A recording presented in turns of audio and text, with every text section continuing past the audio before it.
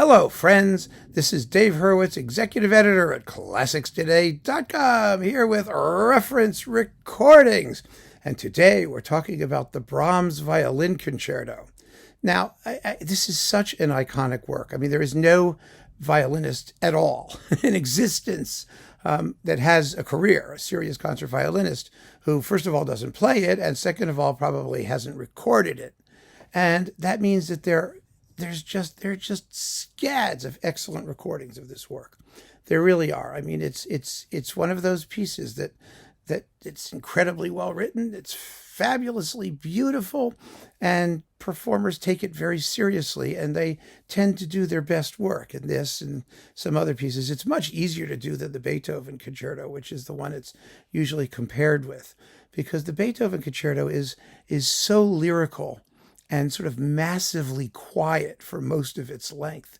But the Brahms is actually a more fiery and dramatic kind of piece, and it's got the jazzy Hungarian-style finale, so it gives the violinist at least a little more opportunity to show off their virtuoso chops than Beethoven's did. Remember, Beethoven's, the violinist Clement played some sort of virtuoso sonata with the violin upside down on one string or something, just to jazz it up a little bit. Well, you couldn't imagine that happening with the Brahms, which was, of course, written for Joseph Joachim, Brahms' sometime friend. They had a falling out over Joachim's divorce and whatnot. But the bottom line is, it was written for the one of the greatest and most musically deep, supposedly, violinist of his day.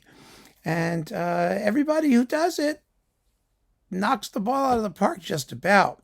I mean, this is one of those pieces where, when you folks have asked me about modern references and why there are or aren't, it's just a shame, because there are so many good performances of it that you can't just single one out now and say, well, this is the one. I would probably pick, Gil Shahams with Claudio Abbado as a modern reference, because it's just amazingly fabulous. But you could have your own. I mean, there's just a zillion of them. There are, however, two reference recordings from the glory days, the ones that we all sort of cut our teeth on, and you still can, because they are still reference recordings in every possible way. First, the one that I sort of first heard as a reference, spoken of as a reference, of course, it had to be Heifetz and Reiner. Now, possibly because it was RCA and I was in the USA and this was an American production, but internationally it had just as much cachet. I mean, think about it. Heifetz, who was the greatest violinist who ever lived, and Reiner, who was one of the greatest conductors who ever lived, at the height of their powers in RCA living stereo. Oh, boy. I mean, how could you go wrong? I mean, really, and you don't. You can't. It's stunning. It's absolutely amazing. And I mean, I still listen to it. We all listen to it. This is the release from the Reiner box. I'm going to do the whole Reiner box at some point, even though it's out of print. That would be fun, wouldn't it? And that's all that's on the disc, this one. But in the living stereo reissues, it was coupled with like the Mendelssohn Concerto, or was it Beethoven and Mendelssohn, Brahms and Tchaikovsky. That's it. Brahms and Tchaikovsky on one disc. That was something. If you can get it that way, get it that way. You won't regret it. But this was only the first. And Heifetz, of course, has always had his detractors because he tended to play things quickly. And people felt that he was so technically adept that he was emotionally cold, which I just think is an inability of people to hear the music, to hear what's going on in the performance. You can be very, very emotionally involved and be technically adept. The two things are not mutually exclusive. So come on, folks, Anyway, yeah, there's that one. The other one, which I came to a little bit later, but absolutely was acknowledged as a reference. I'd read about it. I'd heard about it. I didn't have a chance to actually listen to it because they weren't always in print. The labels shoot themselves in the foot. And this was one of those cases. Why? It was Klemperer and David Oistrakh. This is the Klemperer Concerto box from the previous Klemperer edition, and it's on disc 6, sort of buried in the back. And it's an amazing performance. It features actually not the Philharmonia, the Orchestre Nationale de la Radiodiffusion Française. Yeah, French orchestra, which Klemperer somehow makes sound just like Klemperer always sounds. That's the hallmark of a great conductor. And of course, David Oistrakh is incredible. But Oistrakh recorded this multiple times. And after he did this one, a decade or so later, he redid it with George Sell in Cleveland, also for EMI.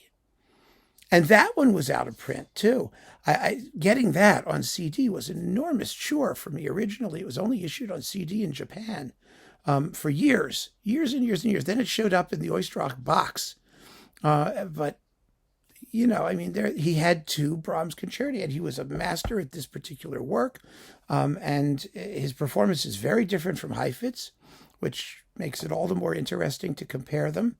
And I find that actually the one with Klemperer is probably a bit better because Oistrakh was just in marginally better form. I mean, he was very, very good either way.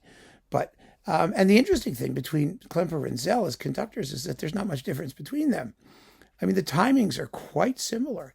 And they're not even all that different from Heifetz. I mean, they're a little bit slower, I mean, as you might expect, but not significantly so. I mean, there was a time, let me just put it that way, when people understood a certain repertoire and played it idiomatically, and however different the soloists may have been in their approach to playing or their personal interpretations, there was a common practice understanding of the idiom. And that's important. It's important to acknowledge that because today that idiom is no longer something which we can take for granted, people's knowledge of it, even though there's a pedigree, a provenance in violin pedagogy particularly. People who are the student of so-and-so is the student of so-and-so and whatnot. With conductors, it's a whole other issue. Brahms, especially with the period instrument stuff, has been disrupted. Sometimes that's a good thing. It provides a fresh take on music that we've heard done the same way for a million years. But sometimes it can be a bad thing because if it's catch as catch can, then everybody does whatever they damn well please, sometimes under the guise of scholarly something or other, and the result is just like, ugh. So there's a lot of that too.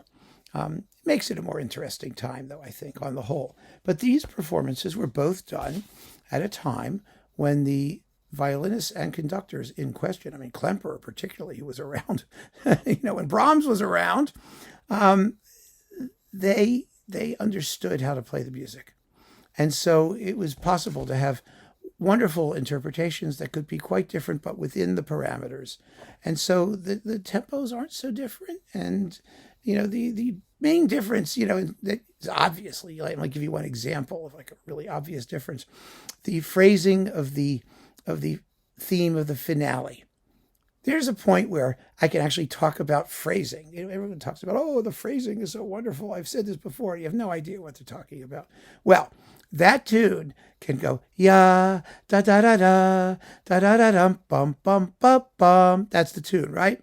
But at that second little sniglet there, dum bum bum bum bum, you can do a little push me pull you tempo agogic thing. So it's da da da da da da da da dum bum bum bum bum, like that. Lots of people like to do that. They love to do that. There's a similar moment in the scherzo of Schubert's Ninth Symphony.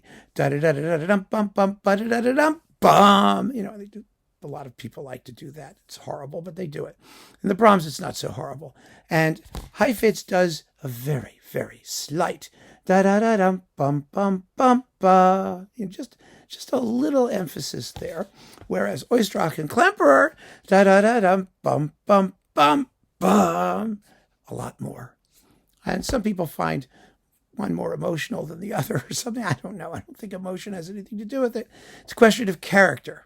And how you do the melody. And what makes it work, frankly, when people do that, is what the orchestra does when they come in.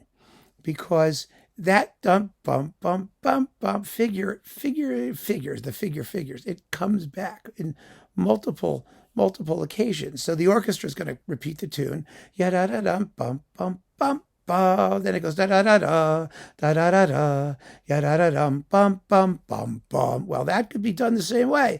Dum bum bum bum bum. And if they do, if the conductor does, it's usually a bad thing. Why? Because then it becomes predictable. Then it's a mannerism.